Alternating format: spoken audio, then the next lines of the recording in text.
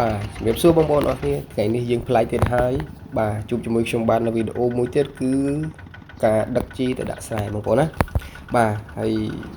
វីដេអូនេះដែរគឺទៅតែបានចេញបងប្អូនឥឡូវស្រូវយើងចង់បែកគុំអស់ហើយគឺទៅតែបានចេញវីដេអូពេលដឹកជីបងប្អូនណា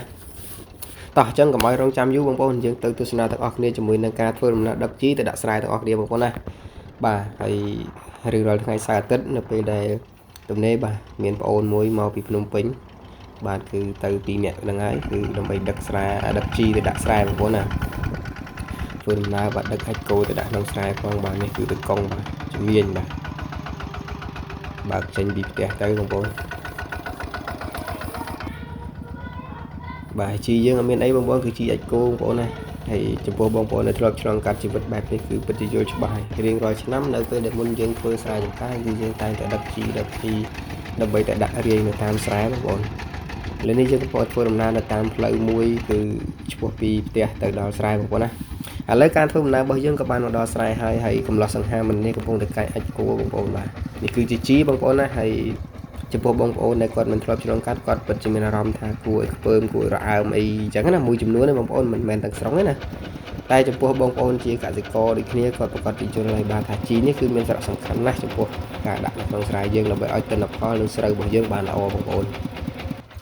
បាទហើយបន្ទាប់ពីយើងធ្វើការរាយអាចគោរាយឬក៏រាយជីទៅតាមស្រែនឹងហើយនៅពេលដែលយើងមុនភ្ជួរគឺយើងត្រូវទៅរាយវាមួយសារទៀតបងប្អូនណាដើម្បីឲ្យវាបានពេញស្រែអញ្ចឹងណាកុំឲ្យវានៅដុំបងប្អូនបាទហើយនេះគឺជាសកម្មភាពបាទដែលយើងដឹកពេញមួយថ្ងៃតែម្ដងបងប្អូនបាទហើយបន្ទាប់ពីការដឹកជីដាក់ជីនេះហើយបងប្អូនជឿថាស្រែរបស់យើងមិនមែនយើងបញ្ចប់តែប៉ុណ្្នឹងទេគឺយើងនៅដាក់ជីបន្តទៅទៀតប៉ុន្តែនេះគឺគ្រាន់តែជាការចាប់ផ្ដើមនៃការដាក់ជីនៅក្នុងស្រែទេបងប្អូនហើយវីដេអូនេះគ្រាន់តែចង់បង្ហាញពីទស្សនវិជ្ជានៃការដាក់ជីឬក៏ជីវិតជាកសិករអ្នកធ្វើស្រែចម្ការបងប្អូនណាមិនថាខ្ញុំឬមិនថាបងប្អូនដទៃទៀតទេឬក៏ពុកម៉ែបងប្អូនមួយចំនួនទៀតដែលគាត់ជាកសិករនឹងគឺតែងតែដាក់ជីនឹងគ្រប់គ្នាបងប្អូនបាទហើយនេះគឺជាវីដេអូខ្លះនឹងសកម្មភាពខ្លះទេបងប្អូនណាហើយបើសិនជាមានការខុសឆ្គងកន្លែងណាសូមបងប្អូនអធិស្ឋានផងបាទគ្រាន់តែជា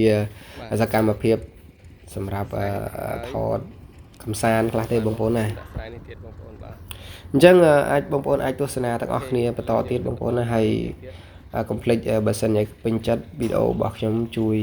បាទជួយ like ជួយ follow ឬក៏ជួយ share ម្នាក់មួយផងបាទហើយអរគុណសម្រាប់ការទស្សនារបស់បងប្អូនណានេះគឺខ្សែទាំង3ហ្នឹង